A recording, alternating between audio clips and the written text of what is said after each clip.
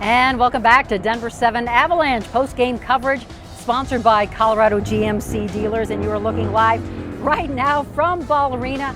I'm not sure people want to leave tonight. This is just way too much fun. Hanging out here celebrating a great victory. Game 1 of the Stanley Cup Finals, the Avs win. I mean, this is exactly how we all wanted this night to go. So hopefully while you were watching tonight's game, you may have noticed a few of the fans in the crowd wearing custom designed Avalanche jean jackets. Well, these are special.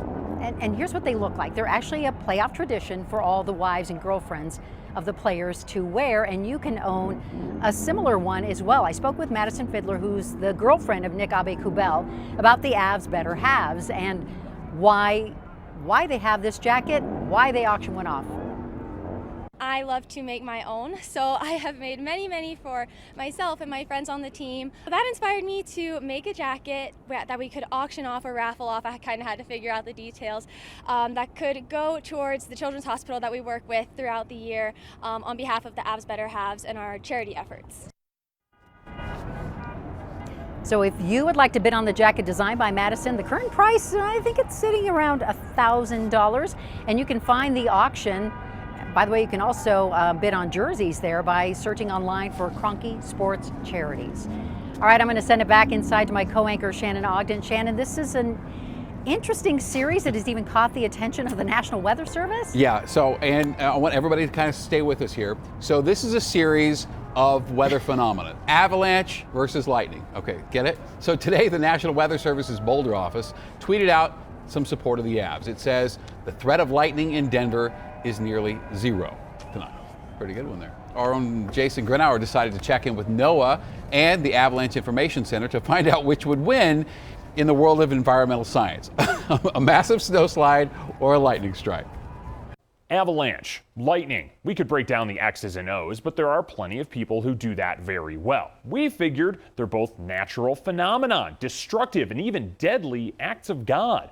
So who would win if the two came together? We called in the experts, a meteorologist with NOAA, Carrie Bowen, and the Colorado Avalanche Information Center, Ethan Green. Let's start with just how common are avalanches and then lightning. You know, we document over 5,000 a year, and we suspect that it's probably less than 10% of what actually happens. One of the ways that we quantify lightning is unfortunately by injuries or fatalities in terms of lightning deaths across the United States year after year. And right now, Colorado actually is tied for third for highest lightning deaths. That brings us to just how dangerous they each are. Let's give the bolts first go here. Lightning is actually hotter than the surface of the sun, which can reach up to temperatures of 50,000 degrees Fahrenheit when it strikes. Well, we're talking about thousands of tons of mass, and the speeds vary pretty dramatically. So, 40 miles an hour is pretty common. Getting upwards of 60, 80 miles per hour certainly happens. And there's been some documented cases of avalanches running well over 100 miles an hour. Whoa.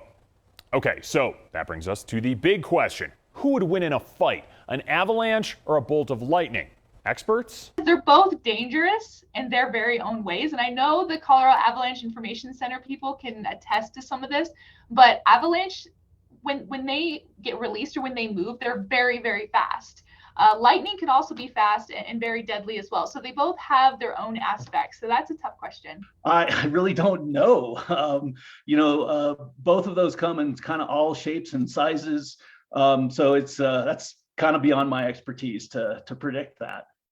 Okay, so no real final answer here from the trained scientists. Looks like they'll just have to settle it on the ice. I'm Jason Grenauer, Denver 7. With Kevin. All right, thanks, Jason. Hey, let's go live to Ball Arena right now. The losing coach, Lightning head coach Jon Cooper, is at the podium for his post-game interview. Let's listen in. Anytime you lose game one, you're not feeling great about it. We dipped our toes in the water, at the beginning of the game, and obviously dug ourselves a hole. But there were stretches that game I liked what we were doing, and there were stretches I didn't.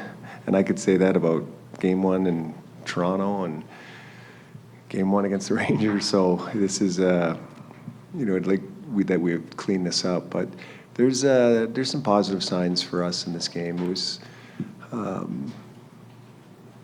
but the right team won the game, so give them credit for pulling it out.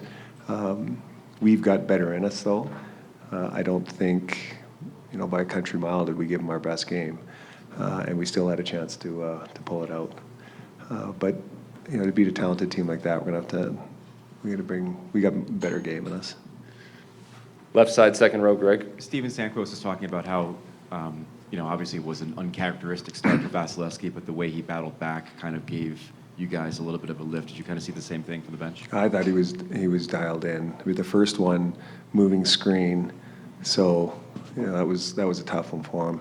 And I don't know the second one maybe, but I thought he was probably our best player tonight. On the right side, Tom. John, what do you think changed for you guys that you did better maybe after the first 10, 15 minutes? What do you think changed after maybe the first 10, 15 minutes for you guys? Well, the TV timeout. We got to take a breath, and we've been in this position before. Actually, ironically, the last time we played them here, the exact same thing happened. We were down 2 and then came all the way back, and just couldn't close it out in the end. So it's a great environment. It's game 1, crowd's going nuts. They're all jacked up. And like I said, this is a different team. We're not used to seeing them. They play with an extremely high pace. Bedsy does a really great job at coaching that team. And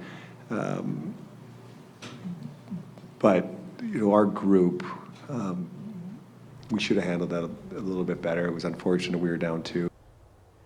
All right, that's Jon Cooper talking about losing game 1 to the Avs. And look, he said the right things because he said the right team won, which is true. But he also mentioned that they were down in the series against Toronto and the series against the Rangers after losing game 1. They came back to win those games. They don't scare easily. They've won 2 cups in a row. So this series, the Avs, great start. But Saturday night, a totally different ball game, or puck game, if you will, in this case. So it's going to be a long series, I think, but a great start for the Avs to get out to a 1-0 lead. We'll have more live post-game coming up for you right here on Denver 7 after this break.